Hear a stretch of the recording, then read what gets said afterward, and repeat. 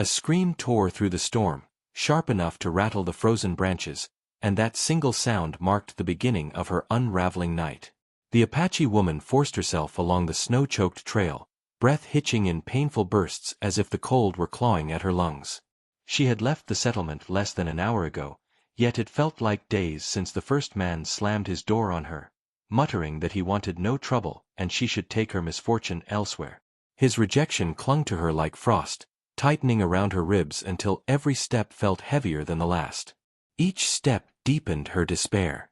The world had dissolved into shifting white, the sky a bruised lid pressing down as if winter wished to swallow her whole. She murmured to herself to keep moving, to stay awake, to resist the lure of sinking into the soft quiet of the snow. But her thoughts spun in circles: betrayal, exhaustion, the weight of all the miles behind her and the crushing emptiness ahead. When a faint glow appeared through the storm, she wondered if her mind had begun weaving false warmth. Yet the light grew steadier, pulsing softly like a lantern stubbornly refusing to die. Hope flickered, fragile and frightened.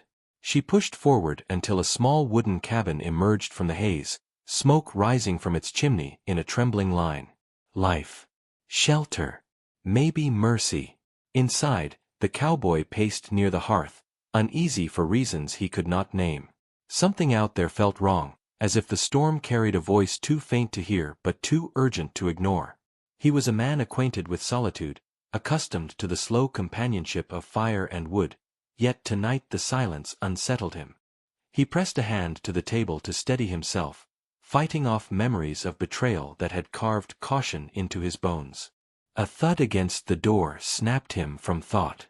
He crossed the room with a swiftness born from instinct and pulled it open. The storm surged in, carrying with it the silhouette of a woman barely upright. For a heartbeat he could not breathe. Snow clung to her hair, lashes and clothes, turning her into a winter spirit carved by struggle. Her eyes, naturally fierce, were dulled by the cold.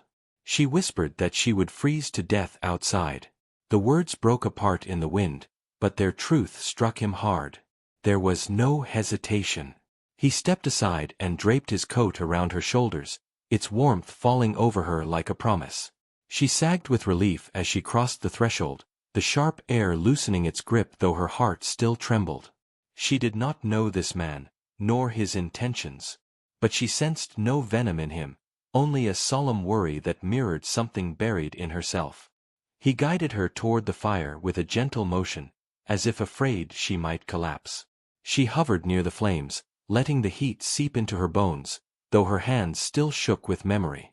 Warmth revived what cold had muffled. She saw again the face of the man who refused her, the one who once spoke kindly but revealed a smaller soul when kindness mattered. The hurt of it pressed against her ribs. She had been strong enough to walk into the storm, yet the world had nearly broken her before she reached this cabin. The cowboy watched her quietly, sensing the weight she carried but asking nothing. His silence felt respectful, not distant. She wrapped the coat tighter, grounding herself in the simple truth that someone had offered help without demanding anything in return. Then a distant howl threaded through the cabin walls, low and stretched thin by hunger. She froze. Another howl followed, closer, scraping along the edges of the night like a warning carved into the wind. She lifted her eyes to the door. The cowboy's posture shifted subtly. Not fear. Recognition. He reached for the rifle propped beside the hearth, gaze darkening as the storm outside swelled. He murmured that she had not been the only one following the light through the snow. Outside, snow seemed to hold its breath, as if bracing for whatever creature had trailed her through the dark. A fist hammered the door so violently the lantern trembled, and the cowboy's breath caught as if the storm itself had grown a hand. The Apache woman straightened instinctively, her body remembering danger far quicker than warmth. Before he could reach the handle, two ranch brothers stomped inside without waiting for permission, snow dripping from their boots, tempers already sharp. Their eyes shot to her, and something sour flickered across their faces, the kind of disdain forged from ignorance rather than truth. The cowboy stepped subtly between them, not in a flourish of protection but with the quiet certainty of someone who refused to let cruelty take root in his home. The brothers claimed wolves were prowling near the ridge, drawn by something wounded or lost. Their words carried more accusation than warning, as if her mere presence invited misfortune. The woman absorbed their suspicion with the practiced stillness of someone who had weathered far worse. Cold had nearly claimed her life, yet prejudice tried to finish the job. She kept her chin steady, refusing to shrink. The cowboy noticed the flicker of defiance in her eyes, a spark that warmed him more than the fire at their backs. When the brothers left, slamming the door behind them, the cabin seemed to exhale. The woman listened to their fading footsteps, then the deepening hush of the storm. She said nothing, but the cowboy sensed the ache coiled beneath her ribs, the ache of being treated like a threat simply for surviving. He returned his rifle to its place, careful not to move too quickly and startle her, as if acknowledging the invisible bruises woven into her silence. She moved closer to the hearth, extending her palms toward the flames until her tremblings settled. He busied himself with the kettle, not to distract her, but to give her room to choose her words. When she finally spoke, her voice carried the weight of someone reluctant to unearth old wounds. She told him how a man she once trusted refused her in the settlement, claiming he could not risk trouble with the ranchers. She spoke of being pushed back into the storm with nothing but pride to keep her upright. The cowboy listened with a stillness that felt like respect, not pity, absorbing each word as if she were giving him something fragile. He offered his own story in return, hesitant at first, then steadier. He spoke of a past betrayal that had carved loneliness into him, driving him toward this quiet cabin where the world rarely reached him. His voice softened when he admitted that kindness had once been used against him, leaving him wary of offering it again.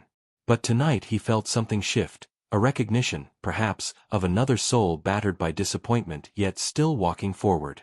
The storm intensified, wind clawing at the walls like an animal denied entry. She rose to help him secure the shutters, their movements echoing each other, cautious but in rhythm. When their hands brushed while placing a wooden beam across the window, she felt a warm jolt, not of romance but of safety, an emotion she hadn't touched in years. He apologized softly, but she shook her head, the gesture shy yet sincere. As the night deepened, their breaths synced with the crackling fire, their silence no longer awkward but anchoring. The cowboy noticed how she traced the beadwork on her shawl, grounding herself in memories. She noticed how he glanced at the door from time to time, as if ready to face whatever threatened his small corner of peace.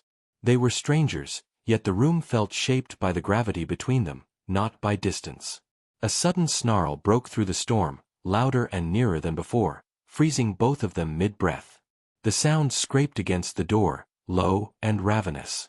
The cowboy moved toward his rifle again, but she stepped closer, her eyes narrowing with fierce alertness.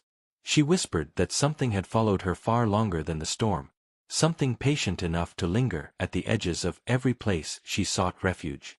Before he could ask what she meant, another sound pierced the night. Footsteps, unmistakably human, crunching slowly across the snow toward the cabin, deliberate and unhurried, as if whoever approached already knew she was inside.